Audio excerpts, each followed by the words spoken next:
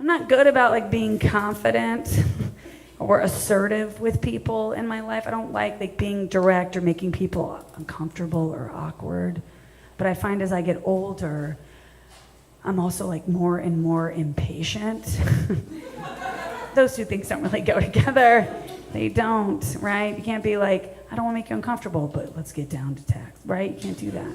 This is most a problem in dating, because I don't really know how to interact with people, you know, especially if it's like the first time or second time I've hung out with a guy and we've slept together, you know? Because like in the morning when I wake up, I'm like, oh, is he into me? Was he just interested in sex? I don't know. I don't want to make him, you know, feel awkward, but like, the clock's a ticking, right? Don't know what to do. So I don't want to just ask him like, hey, is this a one-night stand, right? Because that's negative, right? You don't want to say that. So I got to find a way to frame the question positively, right?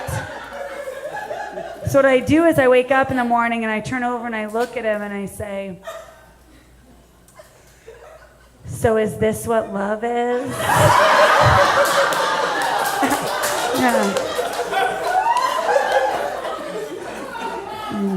Turns out I have a lot of one-night stands. Yeah, it's weird.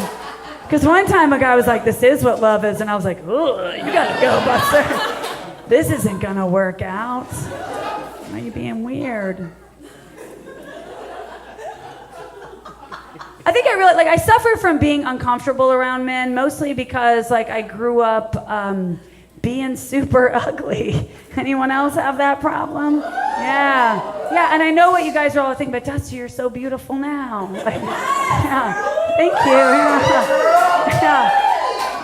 Well, it wasn't happening for me back in the day. It wasn't, none of this was where I had, lumps where you shouldn't have lumps. I had crazy teeth. One of them was brown. The kids call me Snaggletooth. Yeah, I had weird, my hair and glasses were actually kind of the same.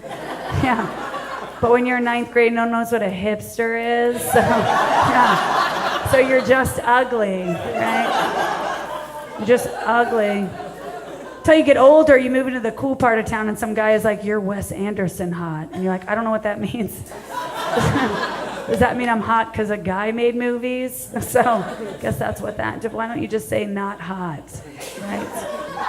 Here's an example of how not hot I was when I was in ninth grade. Two of my friends paid another one of my friends to make out with me on my birthday because they thought it would make me feel better. Yeah, you gasp, I lived through it. Here's what happened. I was really excited, right? One of my friends, Kenneth, I'm in love with him. He comes down to me. He's like, hey, Dusty, you want to go upstairs and hang out? And I'm like, yes, I love you.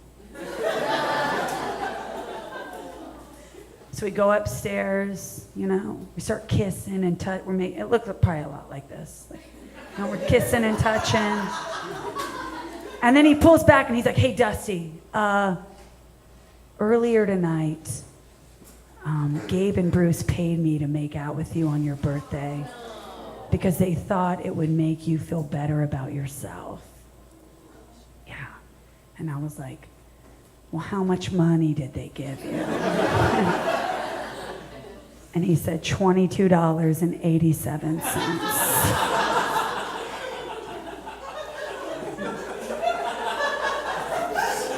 And I was like, oh, you're really scraping the change together to make this happen for me. That's nice. Tell you what, why don't you just give me that money instead? And he said, okay. Yeah. And that's what I got for my birthday that year. Yeah.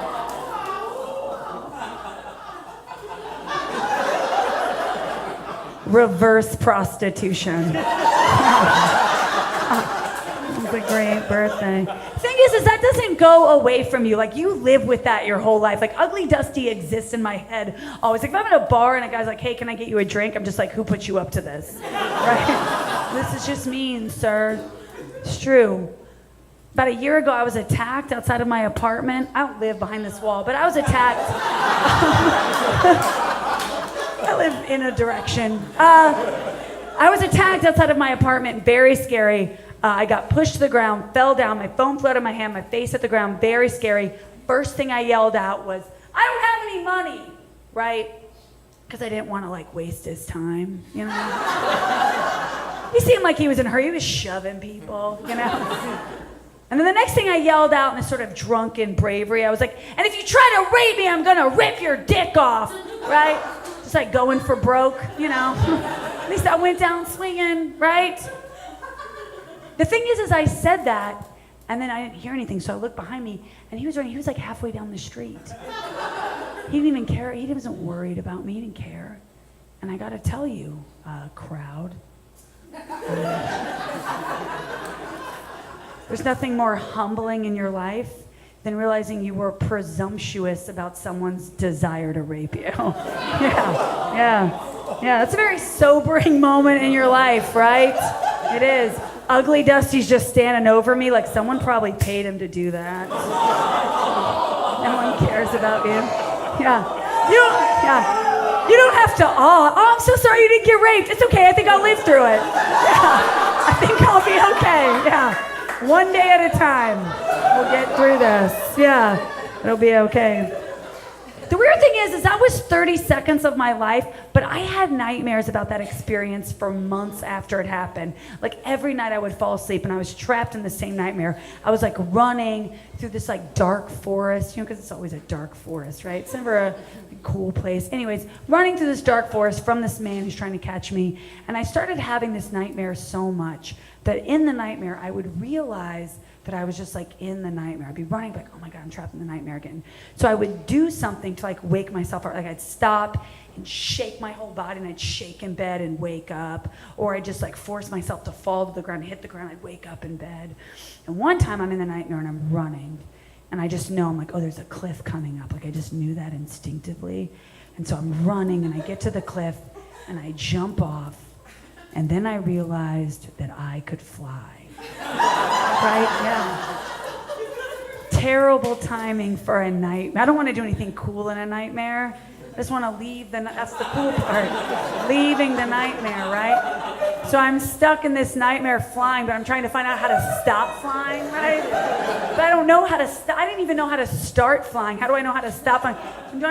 So I found out how to stop. So if you're ever like trying to fly in one of my nightmares, here's what you do. You just put both your hands underneath your underarms, and then I fell to my death, right? But really my life, right? And I woke up, and I was in bed, alone,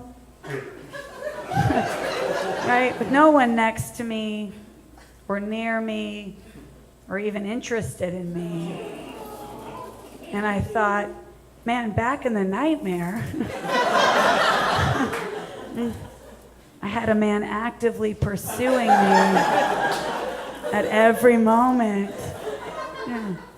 And I could fly. Yeah. And now here I am in real life.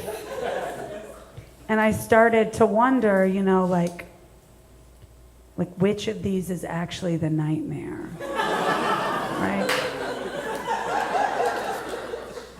So I went back to sleep, back into the nightmares, and I'm running, but this time I stop, and I let him catch me, and he catches me, and I turn around, and I look him in the eye, and I say,